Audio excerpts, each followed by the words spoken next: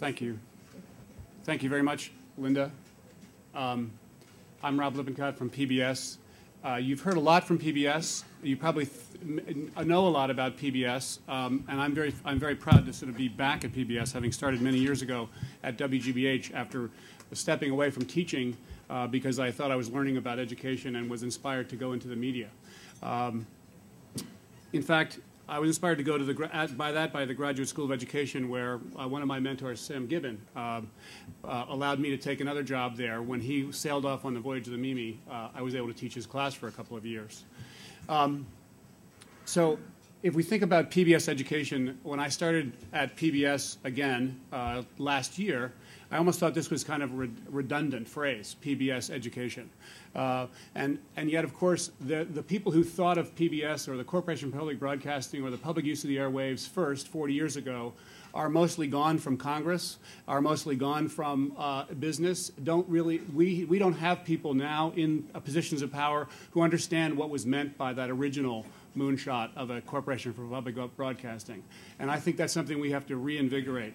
So the way I think about public broadcasting's educational mission is in just four things I want to say today. One is build on the trust. Leslie and the team that she has put together transmitted some of the sparkle that I think is in the current version of PBS's Next Generation Kids Initiative, the work of people like Linda Semensky and Sarah DeWitt.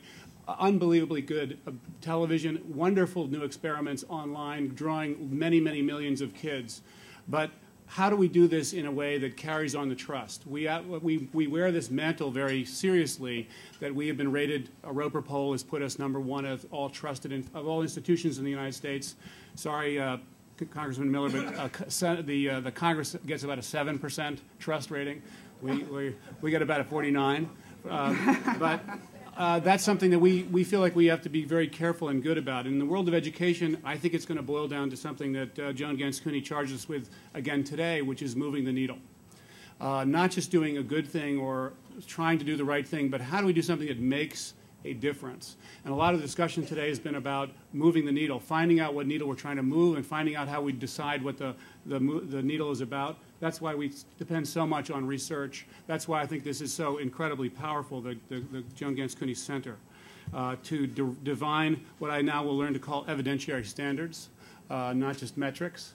But I think we need to start early. You've heard already about Ready to Learn, a proud history, but just the beginning. And I think we need to, in a way that we've never done before, target teachers. And I don't mean as a television demographic, but as an incredibly powerful league of affiliated voyagers. These are the people who are going to give us the longest tail to the creativity that you all represent. And we have not ignored them, but we've made their lives difficult by limiting ourselves just to television. And so at the bottom line, it's to be more, in this case, digital. The next slide. You have 1 minute left. I have 1 minute left. We already talked about how NCLB and AYP is not nearly enough. We really do need to stretch across the 21st century skills array. Because, in fact, it boils down to innovation and creativity and citizenship and all the other things that we talked about, because we can't settle for achieving, even winning the NCLB standards leaves us at mediocrity. Whereas these are the things that have put us in the world lead, and we need to regain that. So we're going to start by trying to build out a small part of our online universe called pbsteachers.org. That is small now, about 180,000 visitors a month. People who come, and when we ask them, what does the phrase, I'm a PBS teacher mean, I think we're beginning to harvest some of this trust, and we need to build that. We're doing that with surprising things that you may not know about, like Teacher's Domain from WGBH and ThinkPort from Maryland Public Broadcasting, but also the PBS offering Teacher Line, where 10,000 teachers every year for the past 5 years have gotten online graduate credit level professional development, mediated, and we're going into the new areas of coaching and peer mentoring. But nothing compares, I think, with the challenge, next slide please, of what teachers really want. They're tired of us throwing a television show at them at the time when it's convenient to us. That's the 4 and 3 that we have been buying for many years, 4 plays in 3 years, the rights that we buy, the broadcast rights, that needs to become 7 by 24. And we need to start populating a digital database with not 5838, or that's what it used to be. I think it's now 5645. In other words, a 60-minute program.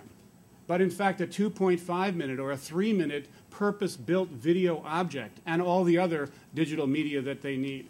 And it has to be aligned to standards. It has to be aligned to their curriculum. It has to fit their grip. It has to meet them, teachers, where they live, so that they can sculpt the learning moments that we're talking about. Now, teachers are not the only audience. Obviously, our real audience are kids, and our real goals are the ones we've been talking about all day. But I think that that's what we can uniquely bring, is by changing the way PBS, helping to use the human and technical network of distribution that we have always represented, so that it facilitates the kind of objects and learning that we've been talking about. Thanks. Ellen, thank you.